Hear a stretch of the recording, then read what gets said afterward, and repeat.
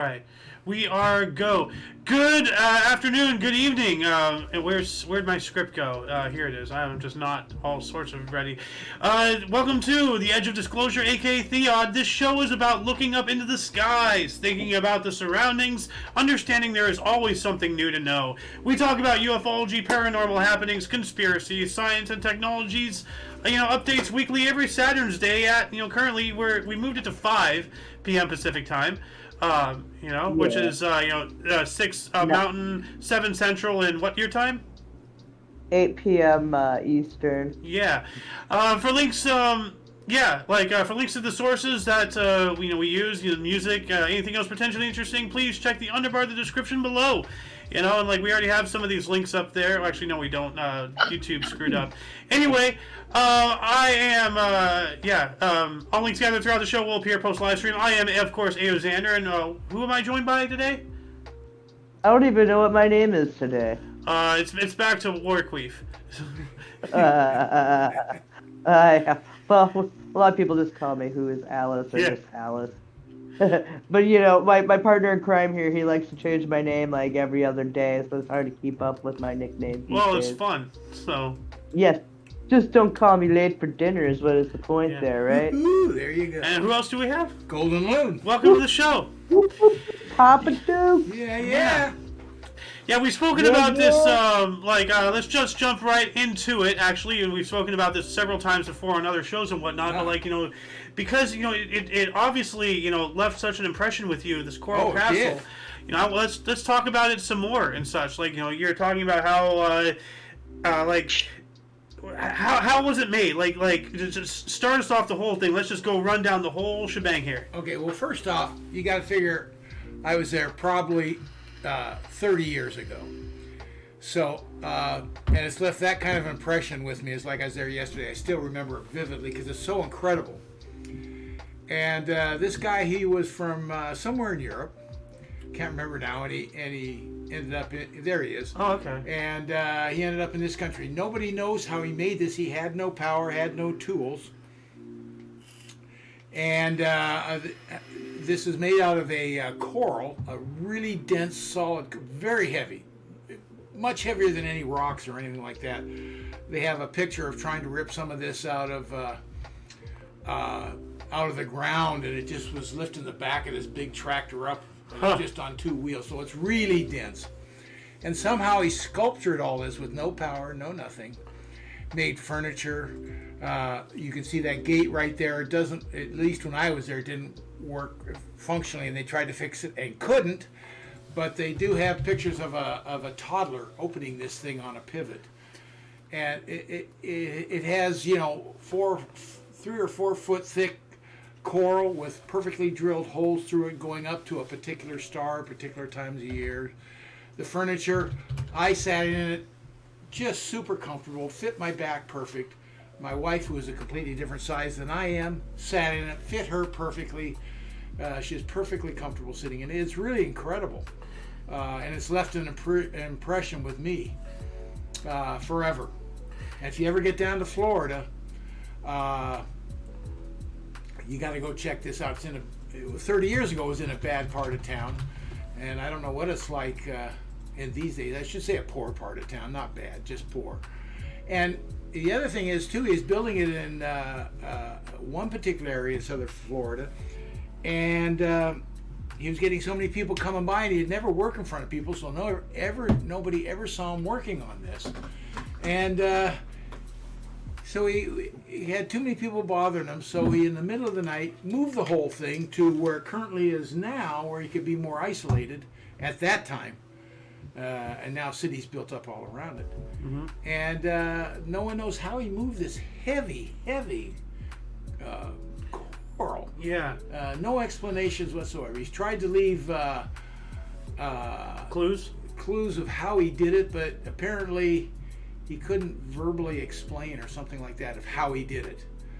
So he did leave some clues with dangling money on it or something like that. I don't know. That could be all fable too. Yeah. But they've been trying to figure out how he did it. And to this day, as far as I know, haven't. But you can see the furniture there. That's the type of lounge chair that I sat on. I remember you talking about this before. You're muffled a little bit. Oh, I'm sorry. I remember you talking about this before, Papa Dude. Still muffled. Yeah. No, I got Why you. am I so muffled? I don't know. Like, it just sounds like you're talking through a pillow to me. Oh, I'm not though. Well, I mean, I can kind of hear you, but you're still muffled. Like, in case the viewers can't hear you or something. So. Oh, okay. But what are you saying? No, I just remember your dad. I just remember your dad talking about this before with us as well. So. Could have. Oh yeah, no, It's like been that much of an impression with me. I mentioned it that we've talked about this multiple times. Here's an aerial view of the entire complex It's here. not all that big. No, but still very impressive. I mean, like all these big stones and everything. Everything done by hand. Now, like Supposedly. now, the leading theory, to my knowledge, is that he discovered the harmonic frequency, and that's the word that I've been trying to figure out for a long time. The harmonic frequency of these stones, and if you can counter the harmonic frequency exactly, then you can basically maneuver it as if it's weightless, because you're countering its natural vibration with an equal and opposite vibration. Newton's third law. An object in motion will stay in motion unless otherwise, and same with an object at rest will stay in rest unless acted upon by an outside force. Well, just switch that to audio frequencies and you can do it. And that's There may be a picture. The only thing they have a picture of, and I just remember seeing the picture. He had something there on a tripod with a box up on top, and no one could figure out what that was. This. That's the only thing they've seen. Huh. That they don't know what it was. Other than that, they think they would have to assume he did it by hand, but obviously I don't think he did. How do you cut stuff without tools or power? Well, once again, harmonic frequencies. Yeah, I get that, but not in anything we truly understand. Or that we're taught, So. Well, also there's talks about how the shape of a pyramid shape thing can help amplify harmonics. Yeah. So it's a pyramid shaped scaffolding right there. So I mean that could be part of it. Yeah, that's the only thing that they didn't. That's the only thing he had there that was out of nature, so to speak. Yeah. Other than what he was building, but I mean, just the precision. Like you see that big tower there with a circle in it, that is perfectly cut. All that's just perfectly smooth cut. Yeah. I'd love to go figure visit this it. out. You figure out how they did the pyramids. Yeah, well, I mean, like that's what I'm saying. Like the leading theory is probably because he figured out how they did the pyramids, and he employed that with coral. And he did under. And again, this is all hearsay. I don't know how factual it is, other than the book I read on it that I kind of got at this place. He understood how they built the pyramids. Oh, I mean, like that makes sense. That's probably why the theory is the way it is. Yeah. Look at that crescent. Mm-hmm. And I was showing earlier. Speaking of the pyramids, though, no, I just saw an article, Xander. What they're saying that from satellites looking down, they're just saying that water was used to build the pyramids. Well, what do you mean? I've heard that before too. What do you mean by that? Up or something, I don't know. I just saw an article they flooded? saying. I think on it. That makes no sense. Water. But to help lift. Satellites are looking down, saying that water is what was used to create the pyramids. Apparently, I don't buy it, but again, what am I? Who am I to say? But I saw it at when I was just glimpsing at this morning at 7:30 in the morning. When I woke up, going through my news feed on the Google. Well, I see here that researchers have found new evidence to support the theory that builders transported materials on a now dried up branch of the Niles. But yeah, to transport the materials up there, but to actually build it on the sites, I'm not finding anything there. Was water used to build the pyramids? Yeah, they're just talking about the dried up river I'll area. see if I can find it. Yeah, yeah, it's probably it. Yeah. They're saying there's something satellite is looking down and it's showing proof or verifying it or some crap. I'm like, okay. How the pyramids were really built. What is this?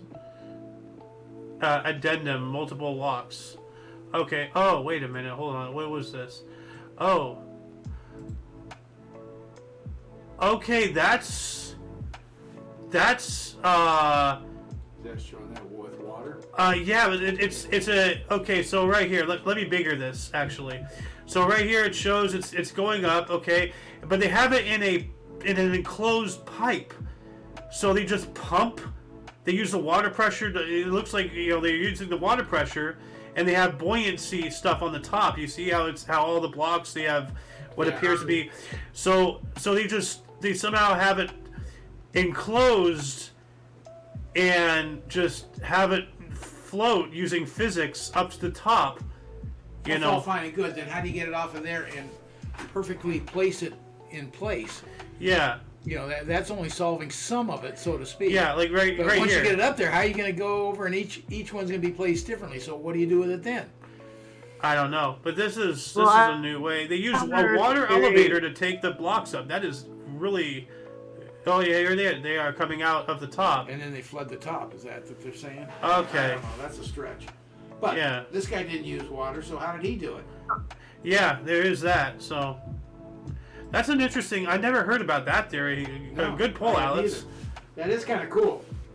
Yeah, well, there's also the theory that they like to do it. They like just kind of like slowly like work like in a square like upwards, and there's like proof of that too. So I think there's two different methods being used to build them. Huh. Like the water one, and then like slowly like moving upward. But still, in that, how do they get a precision cut? Everything like what I saw at the Coral Castle, just with my naked eye. Yeah. And as dense as that coral is, we would be hard pressed to get as good even cuts through the whole thing with any kind of technology we have. Lasers probably today would do it. Like here's the thing, with the pyramids, because you're talking precision cuts and stuff. That was only for the outer layers of the pyramids. Not every last block was precision cut. The majority of the inside of the pyramid is all just filler. Well, yeah, that's fine.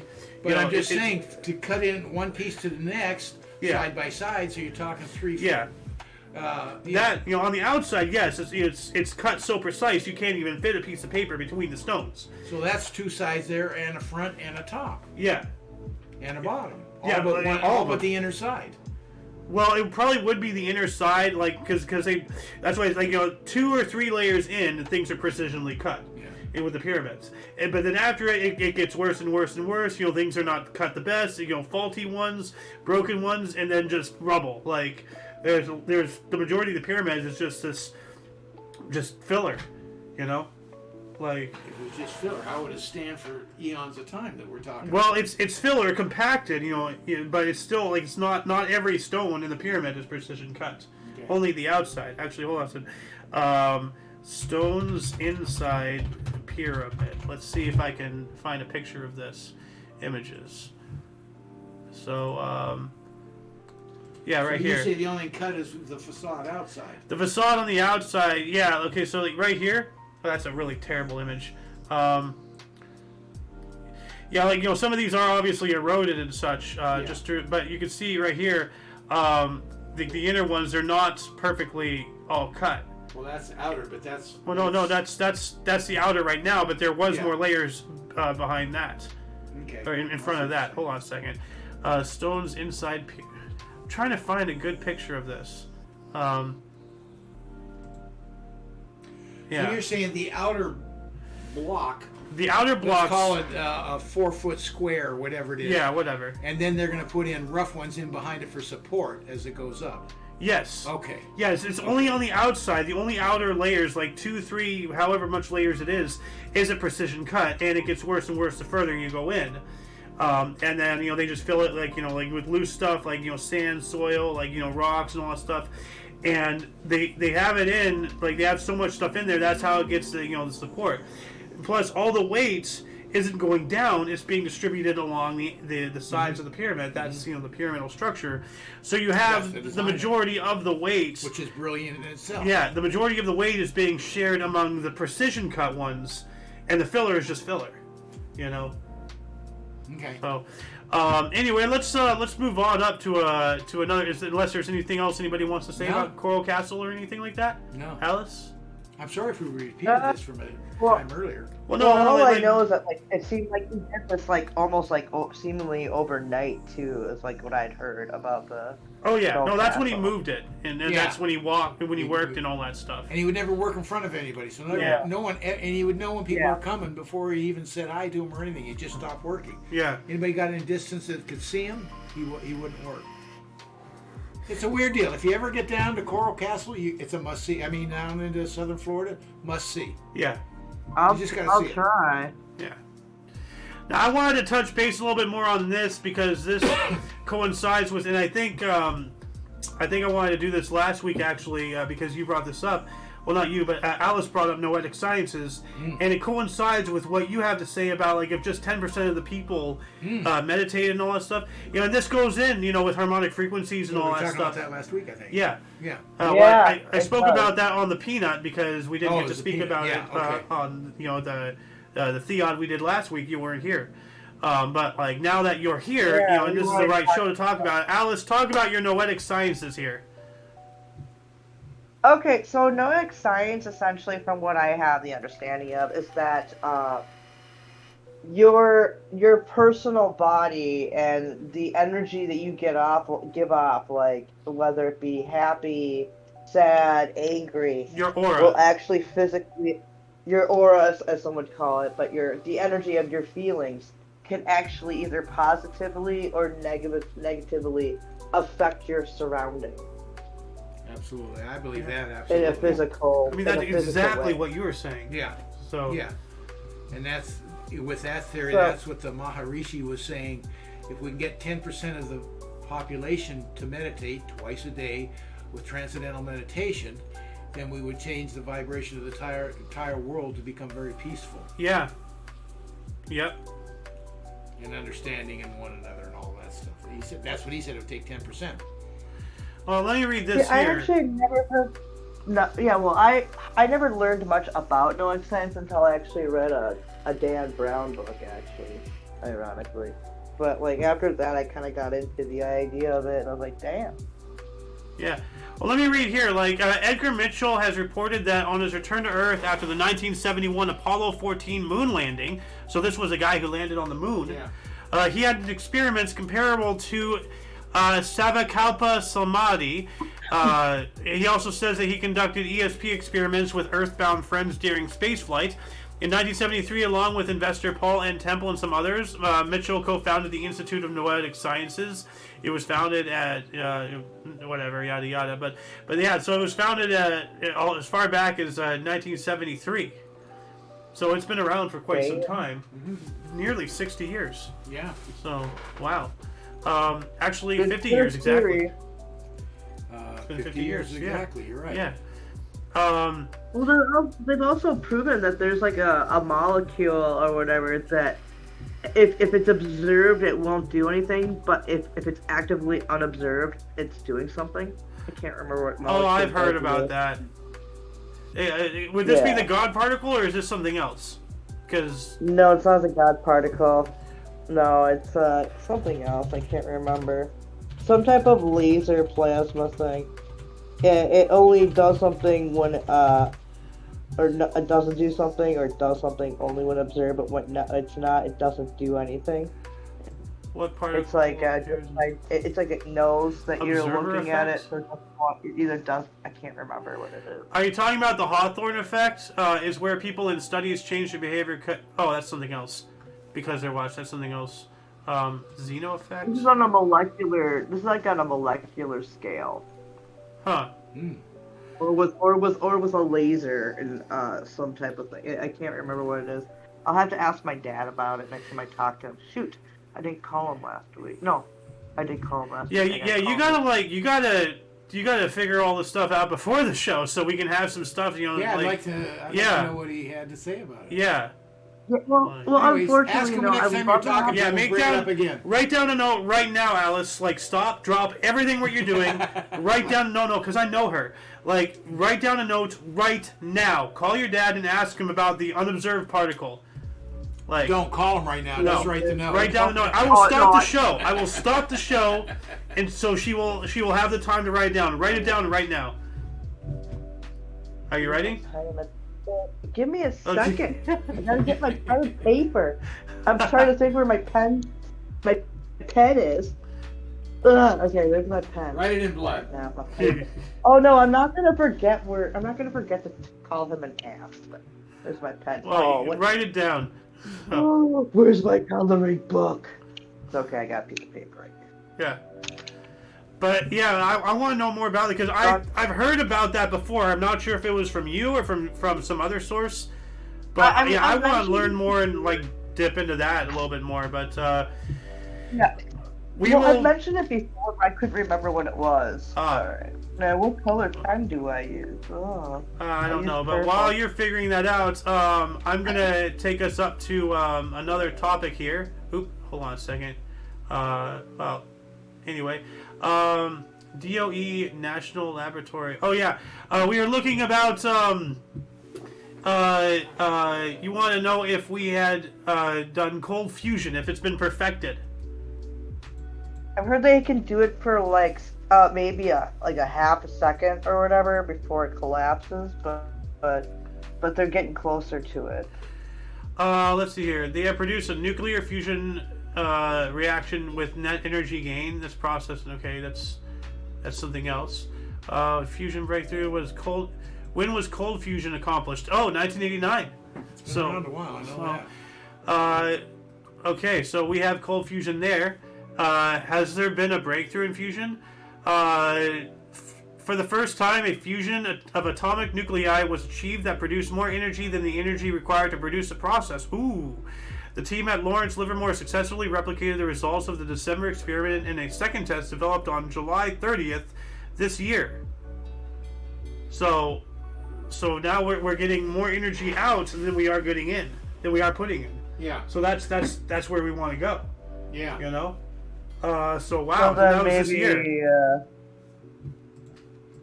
so cold fusion is finally being obtainable.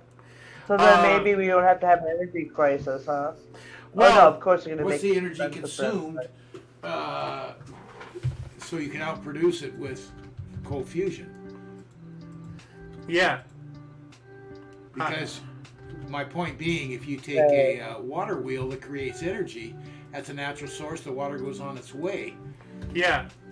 What's cold fusion consuming to produce more energy? What energy is it consuming? How much energy does cold fusion consume? I just have cold fusion here. Not what energy? What energy does cold fusion consume, if any? Okay, what energy? Well, probably the energy.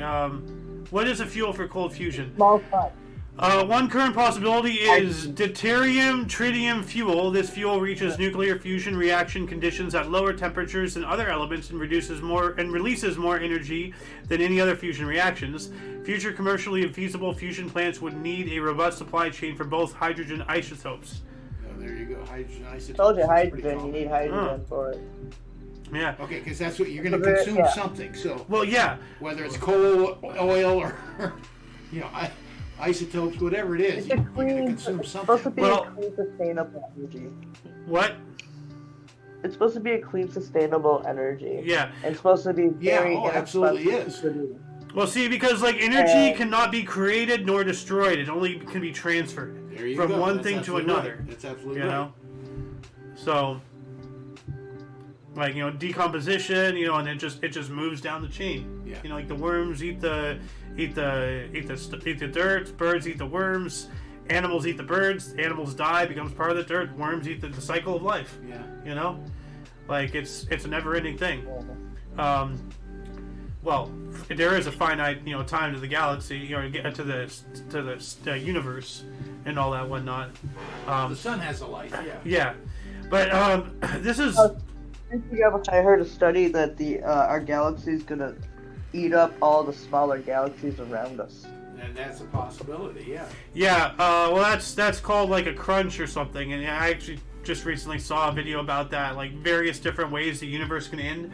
Yeah. The heat death of the universe, the great crunch, the great separation. Like we don't know. Like you could also get consumed by a black hole. Yeah. Like, that black hole can lead to another universe. Yeah. And every universe has their own black holes and so on and so forth, and it's fractal and it goes on forever. As Joe Rogan said in his one stand-up bit. So. Or the Fibonacci sequence. But this is interesting. We're getting into cold fusion, and for the first time, we actually have or at least that's what it said in the thing I read earlier. August 30th of this year, so just a couple months ago, we got more power out than we did putting in. Yeah. So we're heading in the right direction. That's remarkable. Oh, Well, July was about 5 months ago, buddy. whatever.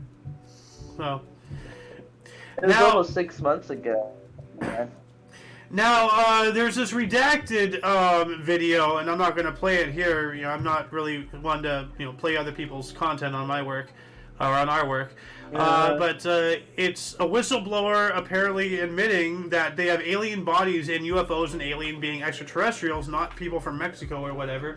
They have actually extraterrestrial aliens, bodies at least, at various Air Force bases. CIA whistleblowers, blowers, plural, admitting this. Okay, and what level is he at to have this information in front of him? I'm not entirely sure, but as You have to be extremely high up.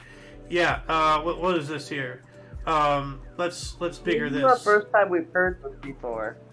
Well, I saw this video a while ago. This is some editor or whatever talking about this, but they're actually reading from this. Hold on, let me go back. Here we go. From whatever this source is, CIA's secret office has conducted UFO retrieval missions on at least 9 crash sites around the world, whistleblowers reveal. The Office of Global Access, OGA, a wing of the CIA, has played a central role in collecting 80 alien spacecraft since 2003, according to Daily Mail. At least 9 non-human craft have been recovered by the U.S. government, some wrecked from a crash and 2 completely intact. The CIA has a system in place that can discern UFOs while they are still cloaked, and special military units are sent to salvage the wreckage, sources say. Does it actually have us... where's the source? They don't have a link to their source here. I'm not going to read through all this to figure that out. But the link to this video is already there, so if anybody wants to comb through this description and try to find this actual article, so they can read it on themselves. But yeah, we have this very famous now. If you notice, at least nothing I heard right there in a very short caption. Nothing about actual aliens. These are all about crafts and things like that. Yeah, but of course the aliens are going to be in there. They need pilots, one way or another. I got that. Not necessarily. But Well, not just because necessarily either, you see though. a craft in front Well, of we you, have drones, remember? that you do not understand, that could not be human-made, you think, does not make it so. True. You've got time travel things and all kinds of variances, and I'm going way off the wall. And as Alice but was you saying, have no answer to that. Yeah. It doesn't mean it's an alien aircraft ship. Yeah. It just means we don't understand where the heck this came from. Yeah, and as Alice was saying, not necessarily, which is true. There is we have drone technology, but there's the whole thing, there's a theory about the Greys. We all know about gray aliens. Those are one of the most famous known, of all of time. That those are actual not fully biological creatures. They are androids. Part biologics, parts mechanical, to survive, the requirement to go through space, whether to survive the carbonation freezing or whatever, to live through all that, or just to survive the radiation or survive the time or whatever. There's that whole theory. But right here, I'm playing this here. This is one of the more famous, what they call UAP now, unidentified aerial phenomenon. Okay. You know how the government loves to use their acronyms. Yeah. But I'm not sure if this is the one. There is one that literally buzzed some U.S. Navy ship. Oh, it became a USO. Did you see that? Yeah. It went underwater. So now it's an is that where it's going underwater? Yeah, it's skimming over the water at high speeds, and then it goes under. So I didn't realize it was going. It just went under. Yeah. I'm not sure, and it's coming back up. Yeah, it's just skimming along, or maybe that's clouds. I'm not sure. I don't know. Looks like water to me. I would say it looks like clouds. Maybe it is clouds. Yeah, coming in and out of the clouds. But anyway, Alice, what were you saying earlier? About what? You were saying not necessarily about it's. I was saying drones, where they're unmanned, they're just probes basically coming through, and that thus their ability to be so maneuverable, because unless depending on a supposed terrestrial body, what they can handle for G-forces, I would assume a lot of them have similar internal body structures like us to us, but maybe different organs, kind of. But I don't know. I would imagine it would be easier to maneuver those kind of crafts like with like a robotics system or like the movie Flight of the Navigator. Oh yeah, well, like especially with the maneuvers they do, they're going at like Mach 5 and they make an immediate like left turn. Like that would turn any organism into goo immediately. Like because Exactly. So I don't think they're manned necessarily. Those kind of machines are manned. Yeah, or like they're within some kind of like gravitational bubble that like operates outside of the rest of the world around it, so they don't get mushed by the sudden change. I don't know. There's a possibility there could be something like that Jack for them. They're in like some type of gyrosphere or something. Yeah, maybe. No. But yeah, like there's that'd be one hell of a roller coaster ride. What's your feeling on how they would get here? I mean, our understanding is it's going to take light years and light years to get anywhere that has other life on it. Now, you think wormholes or what? Well, how would you get here? In a reasonable length of time to folding space and time. Yeah. Well, like the conventional way obviously is going to take too long. Yeah. And the only other way that we understand and know. Now the only other way, like if you're just talking straight up just, brute speed, then, we have to figure out how to travel faster and faster, getting up to, if not getting and or exceeding the speed of light. Well, that's the point. If you exceed the speed of light, can you change time, dimension? We don't know. We have no. There is that. Plus, but trying to get to the speed of light, the faster you want to get faster, you need more fuel. Fuel is heavy, no matter what. If it's liquid, solid, whatever, you're adding weight. The more weight you have, the slower you go. So you need to add more weight to go faster, and it's a never-ending paradox. You will never achieve the speed of light just because of the energy required to get something heavier than light to reach that speed. Is theoretically impossible. Now, as Alice said, that's why it said theoretically impossible. Now, as Alice said, folding space and time, we can just completely, we can go at the speed of sound and travel billions of light years if we figured out, just open up a wormhole, bend space and time, instead of going, just no, instead of like going straight across from point A to point B, you bend it and there you are. Yeah. That's what you're trying to get at. Yeah. Yeah. So, now, we got a Battlestar Galactica it up with our jump drive. Yeah. Now, Alice, you had posted this. They sent spiders to the ISS, the International Space Station, but nothing went as planned, and it was all about how the spiders built webs in zero gravity environments and all that stuff. Now, it's creepy. I hate spiders. I thought that you should read it. I just find it because I knew you'd find it interesting, and I was terrified but interested at the same time. So I was like, all right, let's do this. It's not that I like spiders. I don't hate spiders. I just don't want them around me. I don't want to see them. I know they have an integral part of the system, but you know what? So do sewers, and I don't want to stare at those either. Well, so all I can tell you, spiders been around here one heck of a lot longer than we have. Yeah. So they have something going for themselves. Well, so have the roaches, but I don't want to see them either. So. Okay, freaking evil space spiders. They're evil space spiders. That's all I know. It's like some crazy sci-fi thing that probably one day will be like a movie for like the people of Mystery Science Theater 3000 to make fun of one day. This is a terrifying image.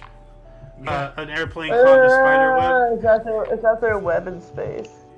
No. Well, that's just an artist rendering. But yeah, no. If anybody's interested in a ISS experiment involving spiders and web building and everything, just check this out. In the Underbard. But let's jump. What webs look like in zero gravity. Let's jump from that to Artemis. So we spoke about this a little bit last week, but to bring you up to speed, Loon, okay. We are planned to get to the moon again by, 2025? Next year or what year? Yeah. Next 2025. next year or the 25. year after? I think it's This is 25. January No, 25. Okay. But what year? 2025. Oh, January 2025. That's why I'm saying Oh, I thought you were giving me 2025. a day. No, 2025 is a yes, year. Yes, I got it. Okay. Actually, this Yeah, might be. 2025. Hey, there's a reason why they call me a dumb shit.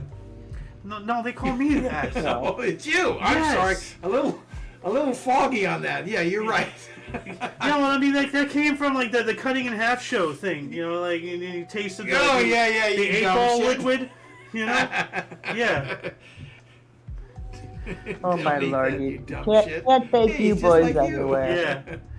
But no, like I'm excited. We're going back to the moon. Yeah. You know, with That's kinda Artemis, like they've actually been. cool. And that whole talk about is it hollow and all that stuff. Well, I mean, there's that. There's the dark side of the moon, you know, all that stuff, which they All believe kinds that of there's already a base there. China's landed over there recently with a drone Mm. or whatever, or like. Well, Xander, remember, Yeah, drone. Yeah. remember, Xander, remember though that they're sending out an unmanned mission to the moon this upcoming year. I think February or January or February this year. Well, it says here January 25th. Said the head of what could be the first private company to successfully touch down on the lunar surface. Oh, it's gonna be a private company doing Yeah. it. Oh, of course, yeah. SpaceX. SpaceX, I probably think not. it's SpaceX. I think. Well, it might be the SpaceX rocket, but it might be like cooperate. Well, obviously, SpaceX cooperates with NASA. Yeah. Yeah. But this is interesting. We're finally going back to the moon. Kind of cool. You know, I mean, hell, why not? The last song of the Beatles released this year. Might as well go back to the moon, right? Yeah. You know, what year is it? What century are we in? So, now speaking of space, though, I want to talk about this Boeing X-37. This is a Black Ops, high classified secret. Like it's a manless drone thing. Not that classified now. Yeah, if we got a picture of it, it's not that classified. Well, I mean, like classified as much as they're willing That's to leak to yeah. us. Yeah. But I mean, like I've spoken about Project Thor, Odin, Mjolnir, whatever the actual one is. Like the rods from God. Like letting orbital bombardment. I've talked with you about that and all that stuff.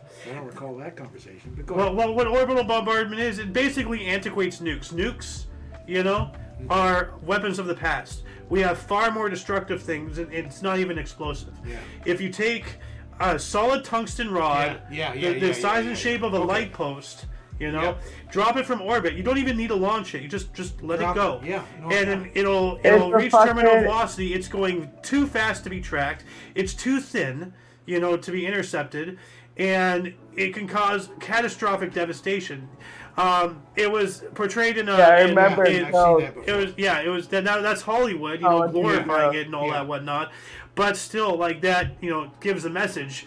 You can. The real You gun. can. It's not even a railgun, Alice. A railgun is using magnetics to propulse. You don't need a propulsion with this. It uses gravity. Yeah. There is no missiles. Yeah, There is no yeah, rockets. that's right. We had this conversation a while back. I kept mixing the two up. Yeah. Yeah, just basically using the force of gravity. But no, that Call of Duty Ghost game, talked where they use this kind of same thing. It's like a tungsten rod from orbit. Yeah. It goes bloop Yep. down. Yep. I remember when the two brothers were trying to escape and all Yeah. of California was sinking into the ground. Yeah. Yeah, well, like you drop something It's in, with crazy. enough force, it can cause tectonic disturbances and start a chain reaction. Well, Like, it's the same thing as an asteroid hitting. There's actually one like somebody wanted to drop a nuke down a volcano to blow up all the volcanoes at once on Earth. Like chain reactions, Yeah. like. Yeah.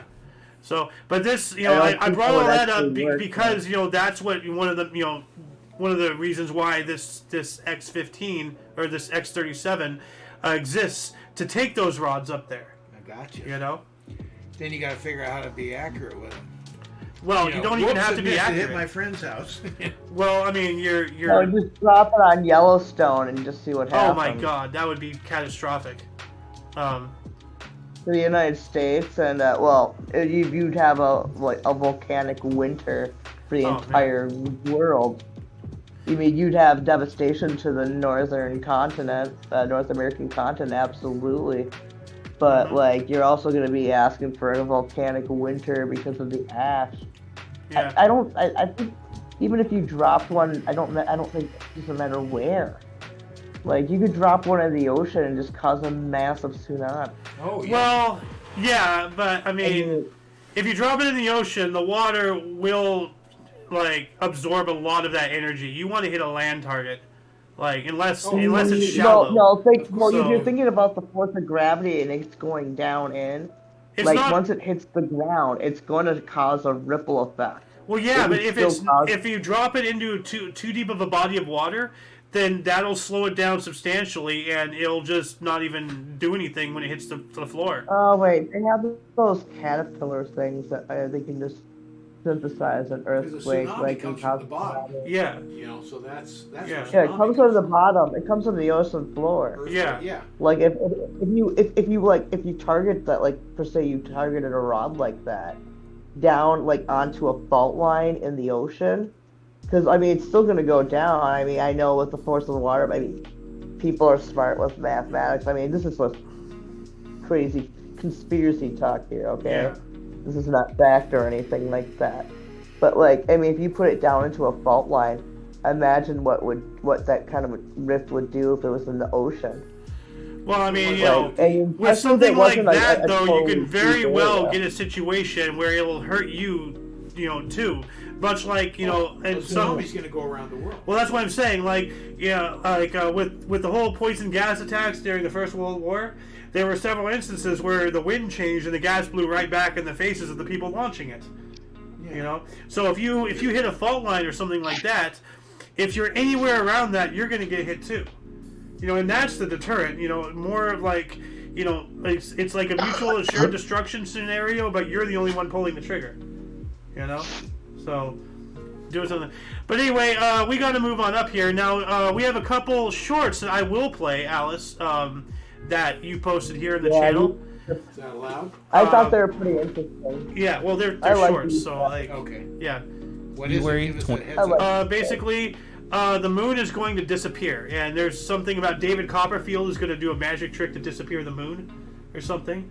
And so let me reload this page here, and let me play it. The official disappearing of the moon will happen in February 2024. You know David Copperfield? Famous magician? Legend. Well, he's back on the scene. He says his next trick will be to make the moon disappear. Don't do that. So he was interviewed, and he says, yes, it's taken me 30 years to figure it out. It's for the Save the Children Foundation, and his quote was, one man can make the moon disappear. Imagine what we can do to make hunger, poverty, and danger go away for children. It's like Zoolander who's the magician. If I can make the moon disappear, that's not going to help anything. He's been testing it for the past few months, and people have reported the moon disappearing. I've seen multiple TikToks that are like, there's a starfinder out, and the moon's supposed to be right there, and there's no moon. And he's asked, if any one of you sees something strange in the sky, please report it to me, because I want to figure out if the tests are going too early. So everyone's going to be able to see it?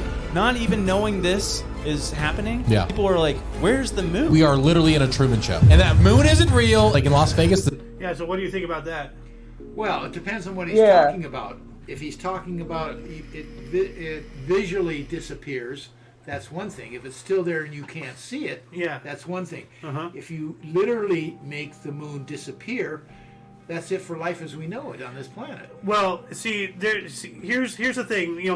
When people use the word disappear, that they use it as such a bad misnomer, because there's a difference between disappearing, being erased from visuality, versus just not existing in that spot in time anymore. That's what I'm saying. Yeah.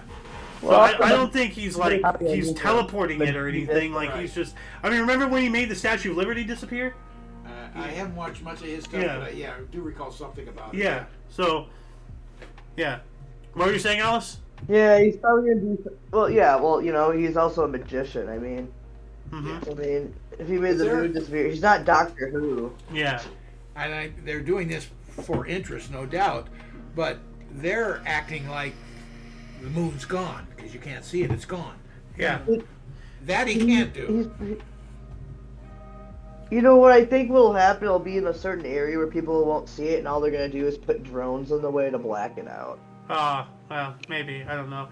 But anyway, before we move on to the Rumble section, it's going to be a rather short section this time, but I want to play this video really quick because you, Loon, are the one who first introduced this to me, and this is going to be very familiar to you. Have you heard of the 80-year theory? Basically, every 80 years, there's a crucial change that ultimately changes humanity. We're coming up on 2024. 80 years ago, Oh, the jeez. bomb. World War II. boy. Wow. 80 years before 1944, 1864, the Civil War. 80 years before that, the end of the Revolutionary War, America becoming the United States.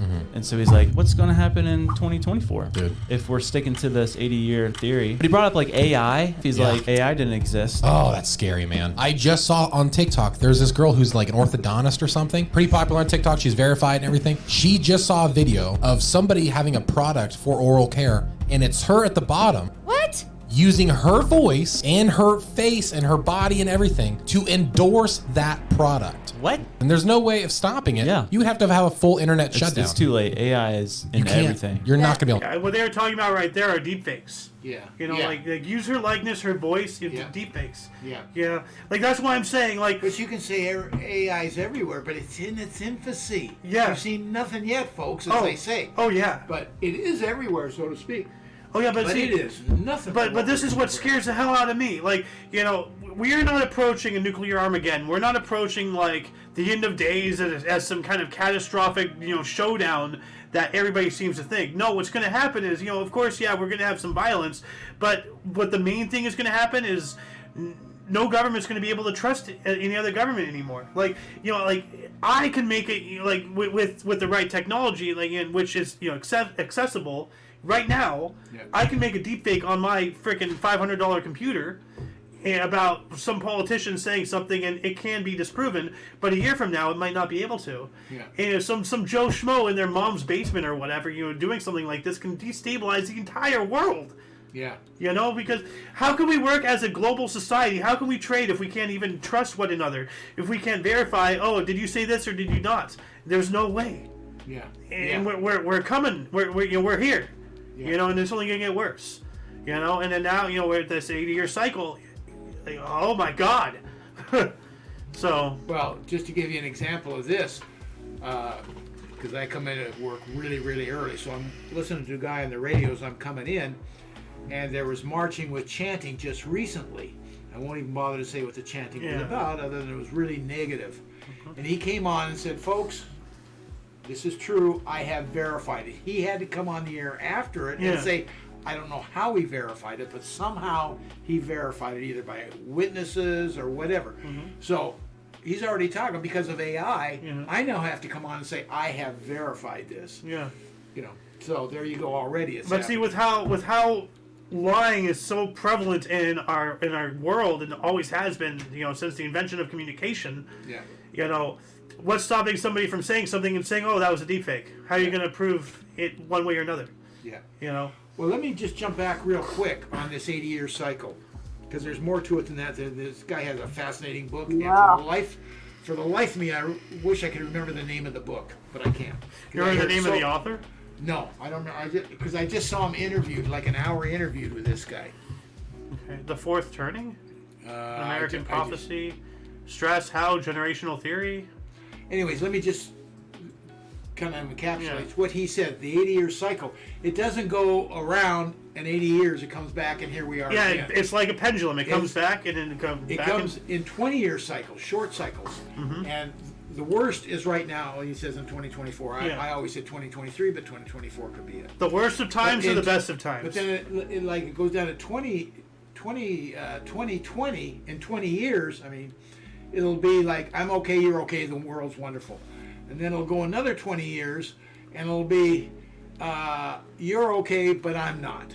Okay? Then it comes back to the wonderful part, 2020, and then it comes up, that's 60 years, another 20 is 80 years, and it comes back up to, and that's an, I'm okay, you're not. And that's the real dangerous time. Yeah. Because you think I'm okay, and I think you're not. Yeah. That's what gets real square, and that's the whole thing. So just add to it. Yeah. So, Alice, do you have anything more to say about that before you switch to Rumble? Hard times create strong men. good times create weak men.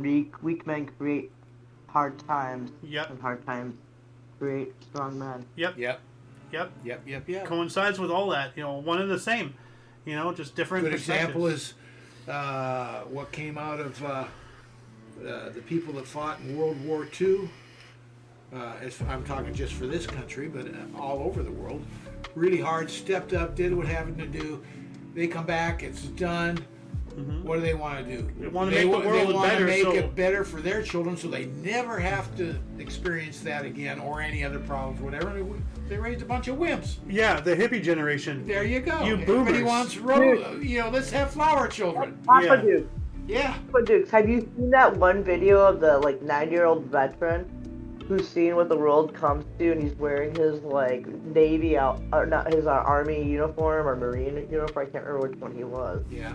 9-year-old He veteran. breaks down crying. Yeah, he breaks down crying. I can't believe I fought for this, and people don't even give a damn anymore. Oh, 90-year-old. 90, yeah. 90. Yeah. Have you seen that 90. video? No, I haven't. I'd like to see it, though, but he's right. Oh, this guy, he breaks down crying. He's like, I fought. He literally saw, and I assume my he fought. brother- He literally saw My the brother blood that was died, spilled and to save this country Yeah. and give it what it was, and now look what we've turned and he it feels into. like that the people nowadays are so ungrateful for what these men Here we go. did back in World War II.